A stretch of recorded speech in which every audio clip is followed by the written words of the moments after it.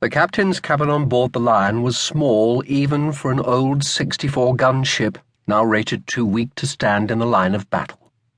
As he looked round, Ramage reckoned that at most it could comfortably seat a dozen officers for a convivial evening and still leave room for an agile steward to haul on a corkscrew and keep everyone's glass topped up. When, in their wisdom, the Lords Commissioners of the Admiralty suddenly decided that the Lion should carry Rear Admiral Goddard across the Atlantic to take up his new appointment in Jamaica, and escort a convoy at the same time, they did not give a thought to the fact that her captain and officers would have to move over like passengers in a crowded coach to make room for the Admiral and his staff. They certainly never visualized the ship lying at anchor under a scorching tropical sun in Carlisle Bay, Barbados, the cabin packed with 49 masters of merchantmen, the captains of 6 ships of war, and the Admiral. Her own commanding officer presiding over them looked like one of Mr. Wesley's followers preaching in the crowded parlour of a fisherman's cottage. In about a week's time, Ramage thought sourly, it'll dawn on Captain Croucher that he could have held this convoy conference up on deck under the big awning, or in any one of a dozen buildings on shore in Bridgetown. But among his other shortcomings, Captain Aloysius Croucher lacked imagination, and was so thin there was probably not enough meat on him to notice any difference between tropical heat and Arctic cold.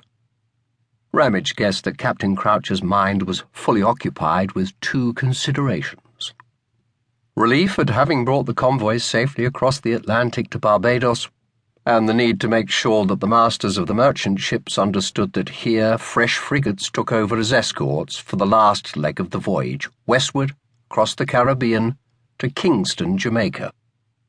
For a variety of reasons, the next and shortest section of the voyage was by far the most dangerous. It was obvious to Ramage that, unlike Captain Croucher, the masters of the merchantmen had only one idea in their minds: to stop him talking, so they could get out of this furnace-like cabin as quickly as possible and cool off on deck, where a brisk trade-wind breeze was blowing.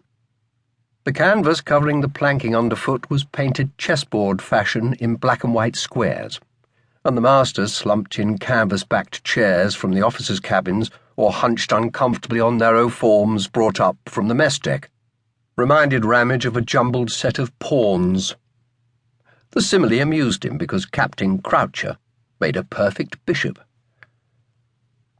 Croucher tugged at the lapels of his coat in an attempt to make the shoulders sit squarely. Although the captain's tailor had obviously worked hard, all his artful skill with the scissors and the thread could not disguise the fact that nature had sold Croucher short. A bonus of 1/2 hundredweight of flesh would not have stopped him from looking like a skeleton wrapped in parchment. No wonder the seamen, with their unerring instinct for the apt and ambiguous nickname, called him the Rake. He was every man's idea of the prosecutor at an Inquisition trial. He had the features of a fanatic, and one could imagine him fervently condemning a heretic to hellfire and damnation amidst a welter of prayers and exhortations. Or perhaps he could even be the victim. A few hours' torture on the rack might leave a man as long and thin. The bone of Croucher's brow protruded so much that the deep-set grey eyes looked like a lizard glaring out from under a ledge of rock. His hands and wrists were so skinny they would pass muster for lizard's claws. Was he married? What sort of woman could love a man like this? Even the thought was repellent. If Croucher was the bishop on this bizarre chessboard, then Jebediah Arbuthnot Goddard, Rear Admiral of the White, was the knight, Ramage mused. Being prevented by the rules from going in a straight line would not worry him. Goddard always chose the devious route instinctively, and would find the knight's dogleg move, 2 forward and 1 sideways, no hindrance. Croucher's voice was as monotonous and unavoidable as the drip from a leaking deck in a seaway, but even more depressing. He was giving his instructions to the masters like a weary and disillusioned parson delivering a sermon written by his wife, and castigating something he secretly liked.